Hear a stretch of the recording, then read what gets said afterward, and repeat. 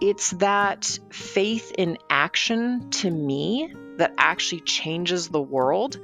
And sometimes we think that the acts we do are small acts, but they're not. Those small acts add up to very, very large things. Welcome to the Jesus Calling podcast. Today's guests have been actively involved in lifting up and empowering women and men to pursue their full potential in life. Philanthropist and writer Melinda Gates and pastor and teacher Dr. Tony Evans. First up, Melinda Gates and her husband, Microsoft founder Bill Gates, have been working for nearly 2 decades through the Bill and Melinda Gates Foundation to help women and children around the world step out of poverty and live in equality. Melinda shares a bit of the path that led to the work that she and Bill do now, and the faith that drives her to really think about who her neighbors are, both at home and abroad, and how they should be treated. She's just released a book called The Moment of Lift, in which she shares stories around the virtue of community and the lasting effects that occur when we take action toward empowering women all over the world. Hi, I'm Melinda Gates. I'm a mother of 3 children and a philanthropist. I'm married to Bill Gates, and I've recently written a book called The Moment of Lift. So I grew up in Dallas, Texas. My parents, Ray and Elaine French, and I had 3 siblings and grew up in a Catholic family. I'm still a practicing Catholic. And that meant that I went to Catholic school. My siblings and I did basically kindergarten through 12th grade. And we would go to church routinely as a family on Sundays. And then also, usually that would follow then with a family brunch at home. But yeah, faith's been a big part of my life for a very long time and still is. I know from my faith and my spirituality and from traveling all over the world, which I do a lot during the year, is that we have this need as human beings to connect to one another. And when we connect, and we connect deeply over our humanity, we are all better off. And I believe we all have a light inside of us. And if we turn that light on and let it shine, and we turn it on behalf of others, we will change the world. But it means wrestling with this idea that these barriers we so often create as human beings of, I'm on the inside and so is on the outside because of their religion or where they grew up or their skin color or their gender. I think so often we create these barriers because of fear, and it's really fear of ourselves. And the truth is, we have that side inside of us, and we have to be careful to act and live our values in the world. Bill and I started the foundation very soon after we got married. And I think our impetus for that was we actually took our first trip to Africa as a couple when we were engaged to be married. And we went with other couples. It was a safari. The animals were beautiful. But honestly, we came back so touched by the people. And we decided on that trip that the vast resources from Microsoft would go back to society. We'd always thought that would be a bit later in our lives, but that trip stimulated us to really start to learn and to say, let's get going sooner. And so the mission of our foundation that we set out is that all lives, no matter where they're lived, have equal value. And Bill and I have used the resources that have come from Microsoft to really try and further equity around the world and to help people lift themselves up out of poverty. And that is the basic mission of the foundation. If you lift up a woman, she lifts up everyone else. So I've recently written a book called The Moment of Lift, and I wrote this book because I've been doing the foundation's work now for over 20 years. And through my many travels, I have met so many women around the world who've told me about their lives and their stories of their lives. And their stories have really called me to action. And so I've written this book to connect others to their stories, hoping to call them to action on behalf of others in the world who don't have as much as we have, quite honestly, here in the United States. I talk in the book about this need to not create outsiders. And I think we have, for whatever reason, as human beings, we tend to say people on the other side of the world are not like me. We all have every type inside of us, every personality type inside all of us. We also have darkness and we have lightness inside of us. And I think so often those dark parts we have of ourselves, we don't want to admit them. And so we will say to ourselves, I'm not like that person. I would never say something to another person like that. I wouldn't do that slight or that deed that somebody else does that looks ugly to me. I choose a word every year that kind of comes to me that's very meaningful. And my word last year was grace, trying to bring more grace to situations, to myself for sure, in my quiet time, grace inside of my family, grace in moments where I didn't know what to say or what to do. But we absolutely have to start with ourselves. We have to, till that garden of our soul and bring grace to it. If you live your values and you don't resist those dark sides of yourself, but you integrate yourself fully, then you are more open to other people who don't look like you, don't act like you. And guess what? They will change your worldview. They have changed my worldview. So many people I've met in so many places. How can we get closer to our neighbors when they're on the other side of the world? They live in Senegal or they live in Kenya. And I think there are a couple of ways. I think one, you can absolutely connect with somebody's story deeply when you see it on the internet, a woman who explains why she needs a small loan and why that will help her farm or her family. I think we can connect also by being out in what I call our own backyards, our own communities, and seeing poverty in our own community. For me, I live in Seattle. It's important for me to get out in Seattle and see how people are living, not necessarily in my neighborhood, but maybe, in a different part of Seattle, and to realize that could be me. And when I see them and I work with them and I hear their true stories, it again helps me connect to people's stories then around the world. They've taught me so incredibly much. It's been one of the greatest blessings of my life. Well, I think my quiet time in the morning is definitely what I would call centering time. And it's a time that I can take things in. I can take in what came the day before or what somebody told me when I was traveling, say, to Kenya. You go back and, at least for me, I till that soil. And when I can remember those stories and remember those places, or try and integrate something that maybe I said the day before that I wished I hadn't to somebody, maybe something I did or said that wasn't very nice, and maybe there's a little guilt or shame around that. You work through all of that in your quiet time. So then by the time I show up for work, hopefully I'm more of my best self, and hopefully I can keep in my heart and my mind the people we're trying to serve with the foundation.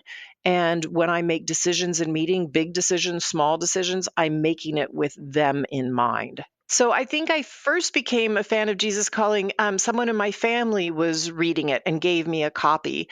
And then thereafter, my mom started giving them to various family members as Christmas gifts. And we all would who received them would open them together on Christmas morning. The cardboard box would come and we'd zip it open. And so I became a big fan then. And that was probably, maybe a decade ago. No, not quite a decade ago, maybe like 6 or 8 years ago. One of the quotes that resonates with me the most, and I don't read just today's, I tend to jump around, to be honest, in Sarah's book and just see what comes.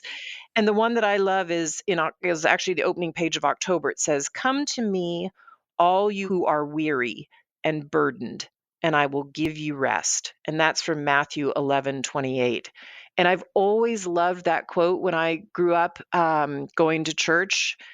There's a beautiful song that talks about, "Come to me, those who are weary, and find rest for your soul." And for me, I spend quiet time every morning, and that's where I find my soul and my inspiration, and where I focus closely on, who is it that I want to be in the world. And so if you feel moved in your quiet time, or because of your faith, or because of something you've seen in your community or somewhere you've traveled, do something about it.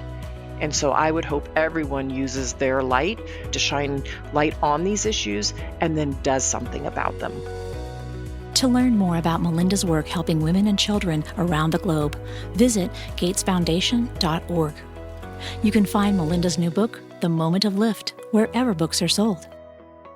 Stay tuned for our interview with Dr. Tony Evans after a brief message about a free offer from Jesus Calling. Want a daily reminder that we can have hope, peace, and joy each day in Jesus? Now it's as easy as opening an email. The Jesus Calling Daily Email brings you a thought from the Jesus Calling family of devotionals every day. Brighten up your inbox with this little reminder and take a minute to connect with God during your day. To sign up to get your free daily thought from Jesus Calling, please visit jesuscalling.com/daily-email. That's jesuscalling.com/daily-email. Our next guest is Dr. Tony Evans, who is the founder and senior pastor of Oak Cliff Bible Fellowship in Dallas, Texas, and the founder and president of the Urban Alternative. Dr. Evans has authored over 100 books, booklets, and Bible studies. Dr. Evans is committed to helping men become the best versions of themselves, embracing responsibility, obligation, and the commitment needed to be the men they were created to be. We caught up with Dr. Evans live at the National Religious Broadcasters Convention in Anaheim, California. Dr. Evans talked to us about his desire to take his message to a wider audience with the new movie Kingdom Man Rising, a Fathom film event, which will appear in over 800 theaters in April 2019. I'm Dr. Tony Evans. I'm senior pastor of Oak Cliff Bible Fellowship in Dallas and president of the Urban Alternative. We are heavily involved in comprehensive outreach based on the proclamation of God's Word on about 1,300 stations every day throughout the U.S. and 130 countries around the world. And we're promoting a worldview called the Kingdom Agenda, the visible manifestation of the comprehensive rule of God over every area of life. And so we're trying to show how God's rule affects everything. I wrote a book called Kingdom Man. The subtitle was Every Man's Destiny, Every Woman's Dream.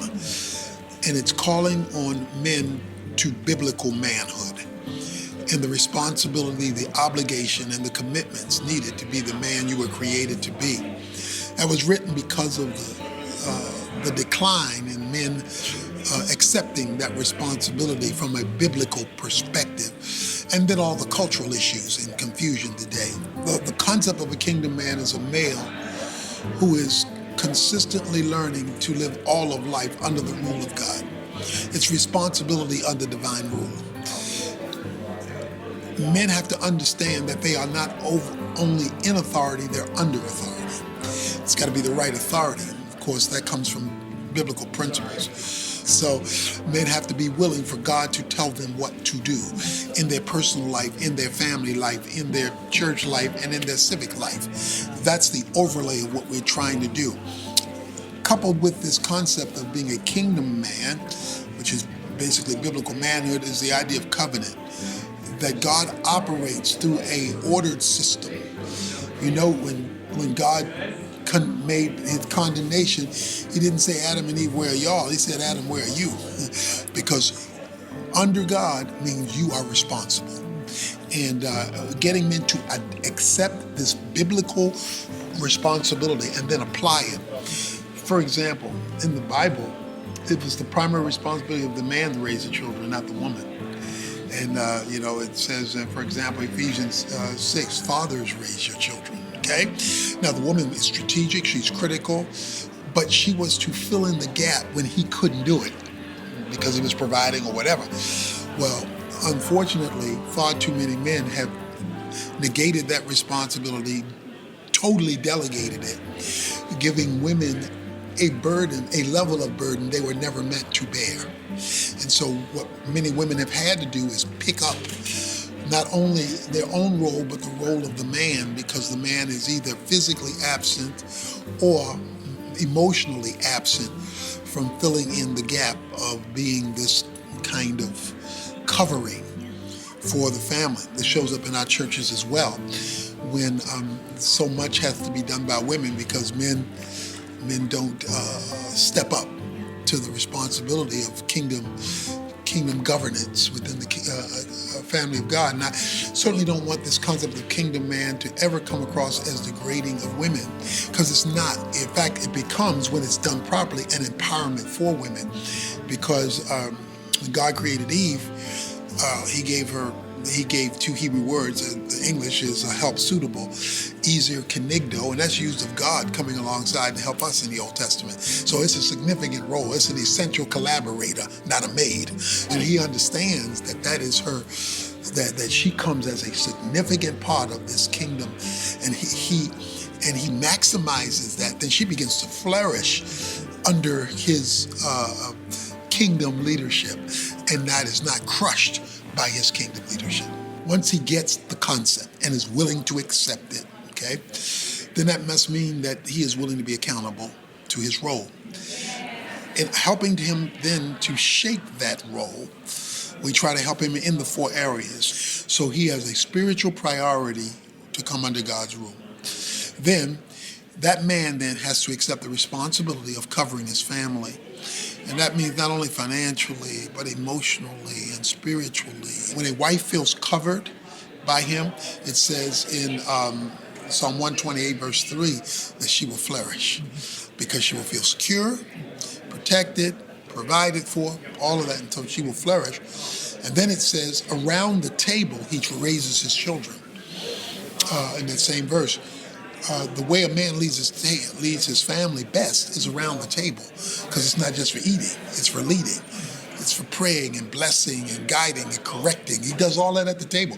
Then we challenge men to get engaged with their church. Don't just come and sit. No, you come and serve. You come and use your gifts, talents, skills, and abilities to advance the kingdom of God, because that's what you're called to do under the king. And then it's time to go public. In other words, your witness and your relationship to Jesus Christ must be publicly known, not merely privately held. So you need to take that posture. And when you operate in those 4 spheres, which are the 4 spheres of the covenants of God's kingdom, then you're operating as a kingdom man. And so that book kind of took off, and groups of men were reading it and doing groups around it. But what about the men who weren't in church or who were nominal Christians? How could we take this message of biblical manhood beyond the book or the church group per se? And so the concept came up of partnering with Lifeway to produce Fathom Films. So on April 29th and April 30th, we'll be having the 2 nights of Kingdom Men Rising. And so it'll be in about 800 theaters across the U.S., and we're challenging men to come, bring the guys in their circle of influence, ladies to come and bring their sons and boyfriends and husbands and uncles and, all the men in their lives, because we can get a movement to challenge men to move from where they are to where they ought to be. Then we can affect the operation of the whole culture. We have a pretty heavy sports motif in the movie, and men will gravitate to that. We have Tim Brown, who's a Hall of Famer and Heisman Trophy winner. He's there. John Kitna, former quarterback in the NFL for 16 years. And we have my son who played, and then we have some Kirk Franklin. So we've tried to bring other elements in to weave Kingdom Man into it. And what we're saying is 2 messages.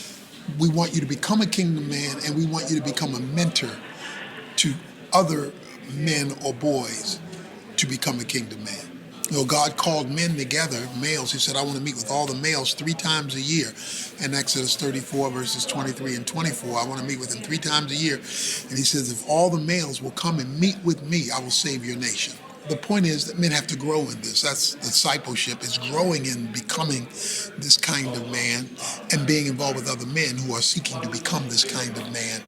I love to hear the stories from wives who say that, my husband started doing this. He started treating me differently. He started engaging with the kids, praying for them when they go to bed. He's now involved in church. I don't have to wake him up. He's waking us up. And then he has a public witness and a public influence and a public testimony, and has incorporated this into his worldview. So it's not a Sunday thing. Dr. Evans reflects on his personal devotion time and how he prepares each week to lead his flock and to teach the principles of kingdom manhood. He also reads a passage from Jesus Calling that relates to the work he is doing. I try to take some concentrated time on Mondays to have more of a concentrated time, particularly Monday afternoon. And then Monday morning. And then I try to make sure that as much as possible, what I'm preparing for others, to muse on it for me first. Because then that way I'm maximizing the time for myself, but I'm also thinking about others as well. This is a passage from Jesus Calling from February 12th. I am ever so near to you, hovering over your shoulder, reading every thought. People think that thoughts are fleeting and worthless, but yours are precious to me. I smile when you think lovingly of me. My spirit, who lives within you, helps you to think my thoughts. As your thinking goes, so goes your entire being. Let me be your positive focus. When you look to me, knowing me as God with you, you experience joy. This is according to my ancient design when I first crafted man. Modern man seeks his positive focus elsewhere, in sports, sensations, acquiring new possessions. Advertising capitalizes on the longing of people for a positive focus in their lives. I planted that longing in human souls, knowing that only I could fully satisfy it. Delight yourself in me. Let me become the desire of your heart. To learn more about Dr. Evans' movie Kingdom Man Rising, coming April 29th and 30th, 2019, visit fathomevents.com. If you'd like to hear more stories about people striving to help us recognize our full potential, check out our recent interview with Susie McIntyre Eaton and Trey Johnson. Next time on the Jesus Calling podcast, we talk with country music superstar Jay DeMarcus of the award-winning group Rascal Flatts. Jay has enjoyed many years of success on the stage, but as a young musician, he spent a long time honing his craft, sometimes feeling he'd never get his big break. He offers this bit of wisdom for others struggling to find their way. You can never allow yourself get to a place to where you're so deep in despair that you don't look for the hope that is there, because it can be in the strangest places. It can be in things like a text message from a friend or somebody that just happens to call you to tell you they're thinking about you. If you'll keep forward momentum and keep trying and keep picking yourself up, you will eventually get to where you're supposed to go. Do you love hearing these stories of faith weekly from people like you whose lives have been changed by a closer walk with God? Then be sure to subscribe to the Jesus Calling Stories of Faith podcast on iTunes, Stitcher, or wherever you listen to your podcasts. If you like what you're hearing, leave us a review so that we can reach others with these inspirational stories. And you can also see these interviews on video as part of our original web series, with a new interview premiering every other Sunday on Facebook Live. Find previously broadcast interviews on our YouTube channel, on IGTV, or on JesusCalling.com/video.